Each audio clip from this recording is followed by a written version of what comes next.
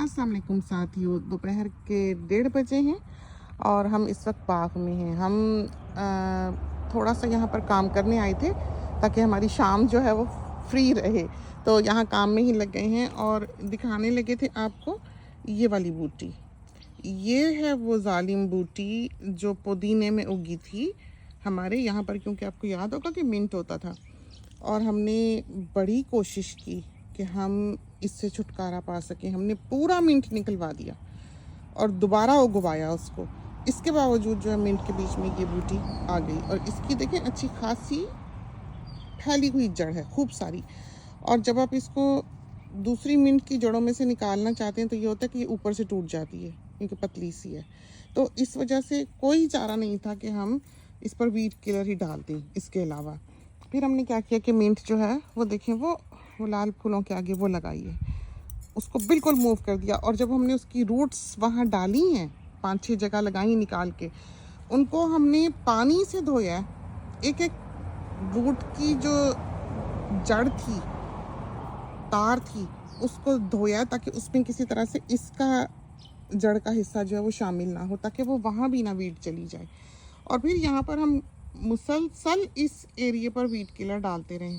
इसमें हमने फिर टोमेटोज़ लगाए क्योंकि ये प्रेप नहीं थी क्यारी कि इसमें मुसलसल ऐसी खादें, मिट्टी या डोलोमाइट वगैरह, जिप्सम वगैरह डाला गया होता। ये तो बस मिंट निकाल लिया है, खोदा है, थोड़ा फर्टिलाइज़र डाला है, टोमेटोज़ लगा दिए।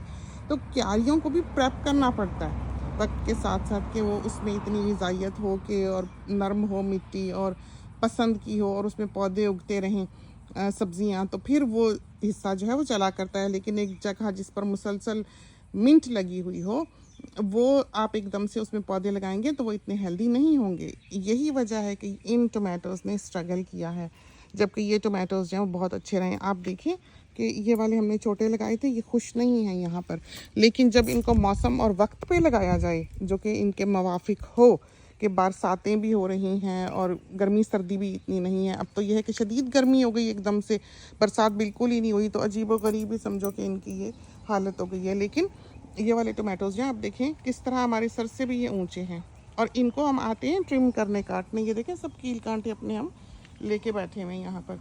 ये देखें कैंची रखी हुई है, तो आते हैं सूखे पत्ते काटते हैं, नीचे से सारे पत्ते काट दिए हैं और इनको हमने ऊपर इस तरह से यहाँ जाल बना दिया है। ये देखें, ताकि हम इनकी शाखें जो हैं जो बढ़ती हुई, इनको इसके ऊपर ही हम ऐसे घुमा देंगे आराम से। तो यूँ फिर हमारे हार्वेस्ट जो है वो आखिर तक जारी रहेगी। तो वेजी गार्डन जो है उसको हर वक्त तवज्जो देनी पड़ती है।